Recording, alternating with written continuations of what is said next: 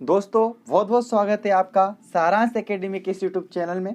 दोस्तों आज का टॉपिक हमारा बहुत इंटरेस्टिंग होने वाला है और आप थंबनेल से तो समझ ही गए होंगे। आज का हमारा जो टॉपिक है वो है मध्य प्रदेश के प्रमुख मेले। इस टॉपिक से दोस्तों एक या दो प्रश्न हर प्रतियोगी परीक्षाओं में पूछे जाते हैं, चाहे वो एसआई का एग्जाम हो, एमपीपीएससी हो या व्यापम का कोई भी एग्जाम हो। तो आइए हम कंप्लीट करते हैं मध्य प्रदेश के प्रमुख मेले, जिनको हम याद भी करेंगे और कुछ मेलों को हम ट्रिक के माध्यम से भी याद करेंगे जो आपको लंबे समय तक याद रखने में सहायक होगा। यदि आप दोस्तों हमारे चैनल पे नए हो तो चैनल को सब्सक्राइब कर लें और बेल आइकन को जरूर प्रेस कर लें। और आप हमारे टेलीग्राम ग्रुप से जुड़ने के लिए डिस्क्रिप्शन में दी गई लिंक को ज्वाइन कर लें और हमारे टेलीग्राम ग्रुप से जुड़ जाएं। चलिए दोस्तों आगे बढ़ते हैं, शुरू करते हैं मध्य प्रदेश के प्रमुख मेले और इसको अंत तक जरूर देखना। मध्य प्रदेश के जो मेले हैं दोस्तों वो भारतीय संस्कृति की झलक है। कोई भी मेला हो वो क्या करता है, भारतीय संस्कृति को रिप्रेजेंट करता है, उसका प्रतिनिधित्व करता है। और इन मेलों में सामाजिक, सांस्कृतिक आदि अद्वितीय सम्मेलन होते हैं। स्वाभाविक सी बात है, जब कोई भी मेला आयोजित होता है तो वहाँ पर दूर दूर से लोग आते हैं जो सामाजिक और सांस्कृतिक मिलन का प्रमुख बिंदु होते हैं। मध्य प्रदेश में 1400 स्थानों पर मेले लगते हैं और उज्जैन में सर्वाधिक मेले लगते हैं। तो आपसे प्रश्न पूछा जाएगा कि सर्वाधिक मेले कहाँ लगते हैं और आपका क्या जवाब होगा, उज्जैन में। तो सर्वाधिक मेले कहाँ लगते हैं, उज्जैन में लगते हैं। और होशंगाबाद जिले में न्यूनतम 13 मेले आयोजित होते हैं। तो हमने दो प्रश्न अभी पढ़ लिए। पहला कि सर्वाधिक मेले कहाँ लगते हैं, उज्जैन जिले में। दूसरा न्यूनतम मेले कहाँ पे लगते हैं, वो लगते हैं कहाँ पे, होशंगाबाद जिले में। तो आप ये दो प्रश्न याद रखिए, उज्जैन जिला सर्वाधिक मेला और सबसे न्यूनतम होशंगाबाद जिले में। मार्च, अप्रैल और मई में सबसे ज़्यादा मेले लगते हैं। हम एक एक करके सारे मेलों को कंप्लीट करेंगे। ये हमारे प्रस्तावना टाइप का था जिससे आपको पता चले कि मेलों का आयोजन क्यों होता है। तो ये सामाजिक एवं सांस्कृतिक मिलन का एक प्रमुख बिंदु होते हैं। चलो शुरू करते हैं हमारे पहले मेले से। और हमारा पहला मेला है वो है सिंगस्त, जिसे हम कुंभ कहते हैं। ये मध्य प्रदेश में आयोजित होने वाला सबसे बड़ा मेला है, आपको भी पता है। और इसका आयोजन कहाँ पे होता है, उज्जैन में। हम जब पर्यटन स्थल पढ़ रहे थे तब भी मैंने आपको बताया था कि उज्जैन क्षिप्रा नदी पे स्थित महाकाल की नगरी है और यहीं पे क्या आयोजित होता है, सिंगस्त मेले का आयोजन होता है, सिंगस्त कुंभ का आयोजन होता है। मैंने आपको इस बताया भी था कि इसे सिंगस्त क्यों कहते हैं, क्योंकि जो बृहस्पति ग्रह है वो सिंह राशि में प्रवेश कर जाता है, जिसके कारण इसको सिंगस्त कहते हैं। ठीक है दोस्तों, याद रखना। ठीक है, अभी जो सिंगस्त का आयोजन हुआ था वो कब हुआ था, 2016 में हुआ था। और कुंभ के मेले का आयोजन 12 वर्ष के बाद होता है, तो 16 + 12, तो अगले सिंगस्त का जो आयोजन होगा वो कब होगा, 2028 में होगा। कब होगा दोस्तों, 2028 में होगा। तो आपसे प्रश्न पूछा भी जा सकता है कि अगले सिंगस्त या कुंभ मेले का आयोजन उज्जैन में कब होगा, तो आपका जवाब होगा 2028। ठीक है दोस्तों, चलो इसे देख लेते हैं। सिंगस्त पवित्र मेला माना जाता है और इस मेले में लोगों की अत्यंत श्रद्धा होती है। बहुत ज़्यादा जनसंख्या, बहुत ज़्यादा भीड़ इन मेलों में आती है। इसके लिए प्रशासन को काफ़ी वर्षों पहले से ही तैयारियां करनी पड़ती हैं। ठीक है, इसमें विभिन्न जो अखाड़े होते हैं, साधु होते हैं, वो शाही स्नान करने के लिए भी आते हैं। मध्य प्रदेश के उज्जैन एकमात्र स्थान है जहाँ पे कुंभ मेले का आयोजन होता है। ठीक है दोस्तों, विशेष गृह स्थितियों के अनुसार कुंभ मेले लगते हैं। मैंने आपको बताया था कि जब बृहस्पति सिंह राशि में प्रवेश कर जाता है तो क्या, कुंभ मेले का आयोजन होता है। और ये गृह स्थिति प्रत्येक 12 साल में आती है, इसलिए उज्जैन में लगने वाले मेले को सिंगस्त कहा जाता है। तो मेरे साथ याद करो कि सिंगस्त यानी कुंभ मेले का आयोजन उज्जैन में होता है। कहाँ होता है, उज्जैन में होता है। कौन सी नदी के किनारे स्थित है, तो क्षिप्रा नदी के किनारे। कितने वर्षों में, तो 12 वर्षों में ये होता है। अभी कब हुआ, 2016 में हुआ। अगला कब होगा, 2028 में होगा। ठीक है दोस्तों, आगे बढ़ते हैं अगले मेले की ओर। ये आप देखिए, ये है क्षिप्रा नदी। ठीक है, और इतनी ही मात्रा में भीड़ इकट्ठी होती है और एक त्योहार सा बन जाता है सिंगस्त, जो कि उज्जैन में आयोजित होता है। चलिए आगे बढ़ते हैं और अगला है हमारा रामलीला का मेला। ठीक है। तो रामलीला का मेला कहाँ पे लगता है, तो ये ग्वालियर जिले के भांडेर में लगता है। अब हम इसको याद कैसे करेंगे, देखो अभी रामलीला आई थी दूरदर्शन चैनल पे, तो घर पे क्या लग जाता था, ढेर लग जाता लोगों का। जब भी रामलीला कहीं पे आयोजित होती है तो लोगों का क्या लग जाता है, वहां पे ढेर लग जाता है, भीड़ लग जाती है। तो देखो भांडेर, भांडेर में ढेर जुड़ा हुआ है, और रामलीला का मेला, तो आप ऐसे याद करो कि रामलीला का मेला भांडेर, आप ऑप्शन में भांडेर ढूंढना, ठीक है। और भांडेर कहाँ पे स्थित है, ग्वालियर में। तो ढेर लग जाता है कहाँ पे, रामलीला के मेला में। रामलीला का मेला में जनता का क्या लग जाता है, ढेर, तो ढेर से क्या बन गया, भांडेर, ठीक है। याद हो गया। तो चलो मेरे साथ बोलो कि रामलीला का जो मेला है वो कहाँ लगता है, भांडेर तहसील में, और भांडेर कहाँ पे आता है, ग्वालियर में। तो रामलीला, रामलीला का ढेर, ढेर मतलब भांडेर, बहुत ज़्यादा ढेर लग जाता है। और ये मेला 100 वर्षों से अधिक समय में आयोजित हो रहा है। और ये कब लगता है दोस्तों, जनवरी और फरवरी माह में लगता है। तो हमने पढ़ा पहला सिंगस्त, सिंगस्त का आयोजन कहाँ होता है, उज्जैन में। दूसरा हमने पढ़ा रामलीला, और रामलीला जब देखी जाती है तो ढेर लग जाता है, मतलब भांडेर, और ये कहाँ पे है, ग्वालियर में स्थित है। तो हमने 2 मेले याद कर लिए। अब अगला जो हमारा है वो पीर बुधान का मेला है। किसका, बहुत इंपॉर्टेंट है, आपसे पूछा जाएगा पीर बुधान का मेला कहाँ लगता है। तो देखो पीर बुधान में आप पीर को अंडरलाइन करो, पीर, और शिवपुरी में पुरी, एक जैसे वर्ड है ना, पीर पुरी, पीर पुरी, ठीक है।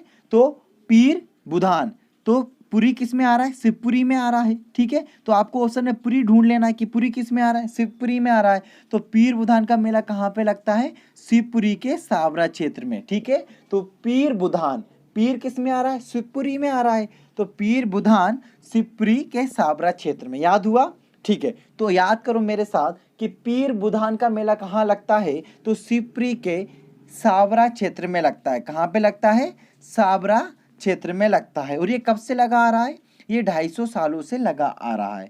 अब यहाँ पे क्या है दोस्तों, मुस्लिम संत पीर बुधन का मेला मकबरा, यहाँ पे माफ करना, यहाँ पे क्या है, पीर बुधन का मकबरा है। और उसी मकबरे पे पीर बुधन का मेला शिवपुरी के सावरिया क्षेत्र में लगता आ रहा है। कहाँ पे, शिवपुरी के सावरिया क्षेत्र में। तो हमने 3 मेले याद किए।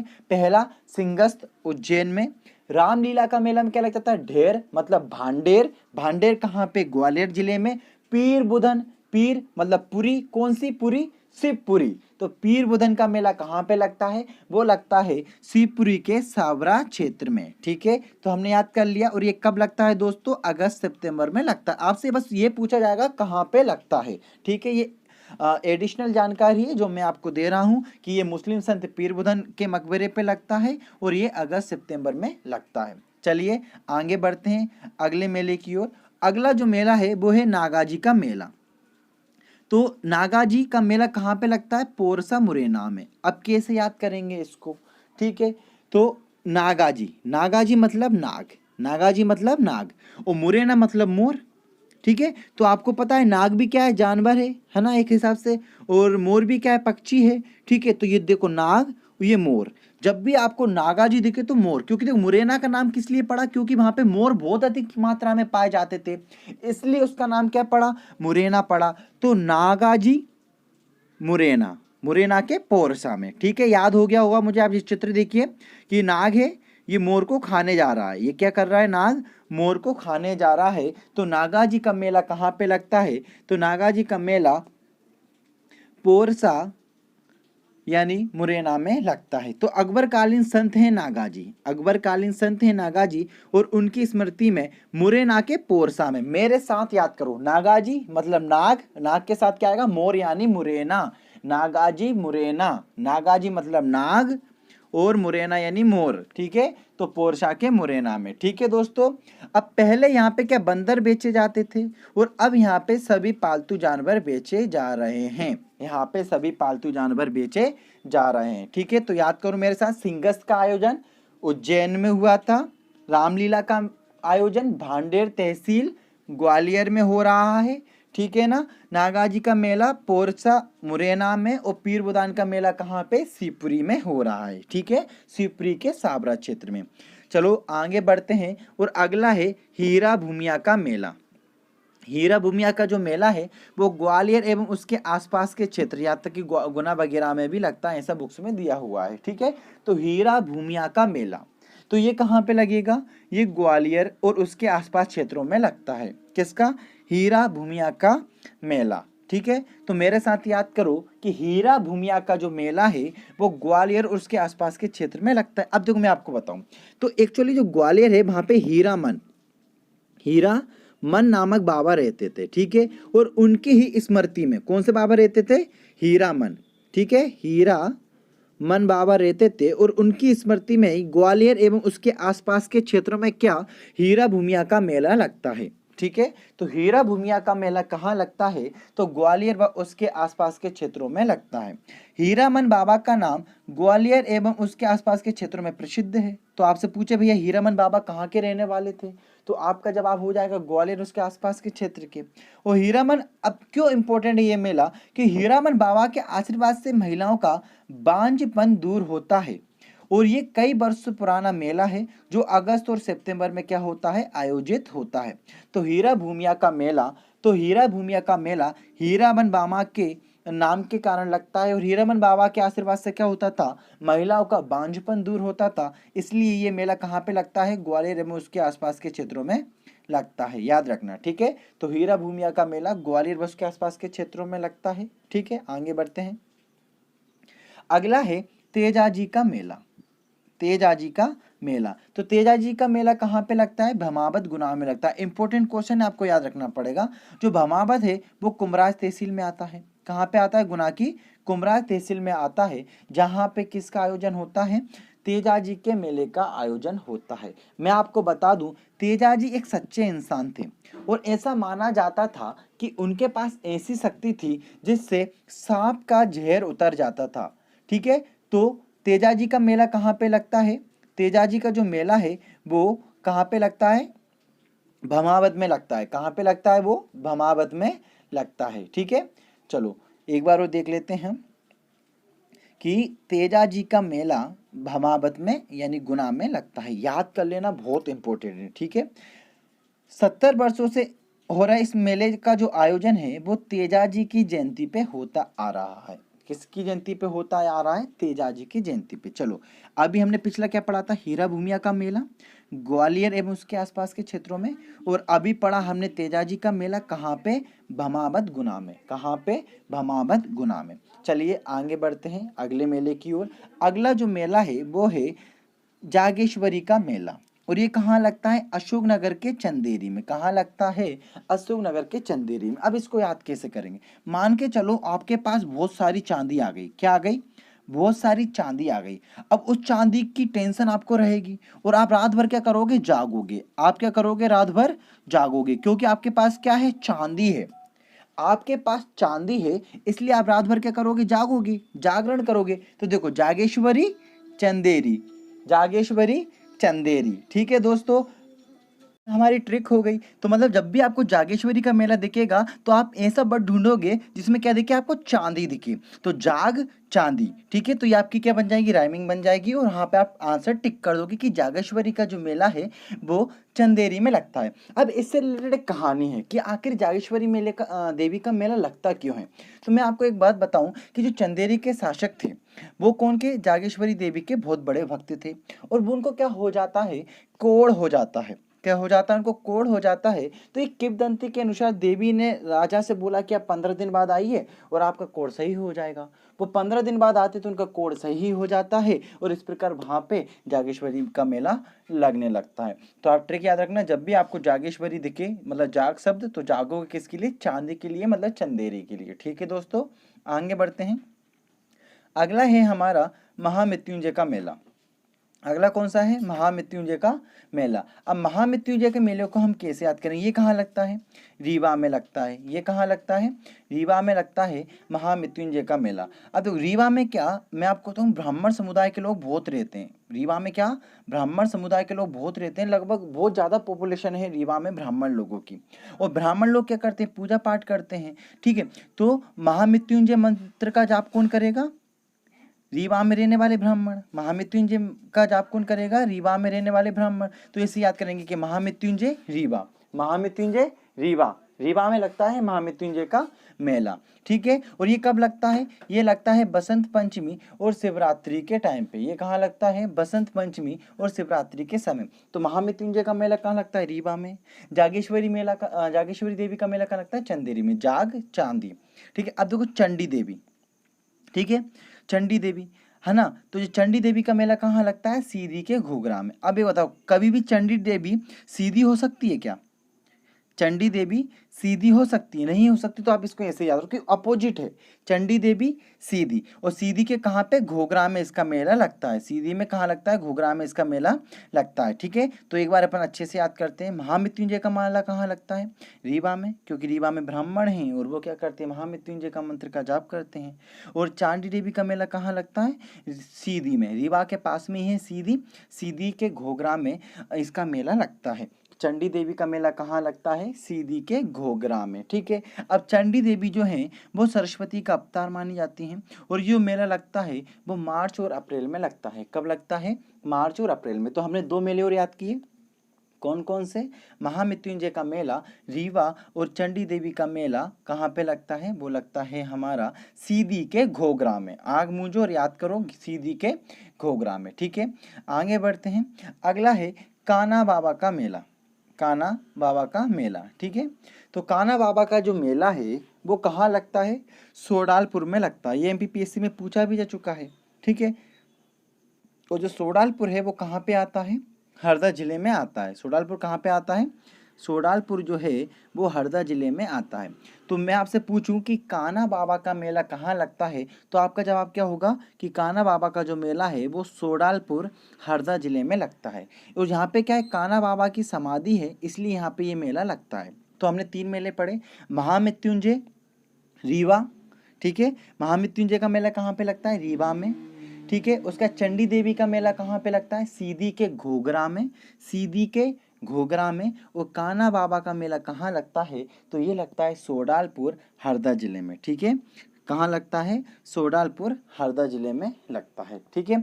अब अगला है मठ घोघरा का मेला। मठ घोघरा का मेला, तो मठ घोघरा का जो मेला है वो सिवनी के मोरंथन नामक स्थान पे लगता है। तो सिवनी जिला जो है वहाँ पे क्या लगता है? मठ घोघरा का मेला, ठीक है। सिवनी। अब देखो, अब इसको कैसे याद रख लें? तो मान के चलो मठ, तो आप याद करो शिव का मठ। किसका मठ?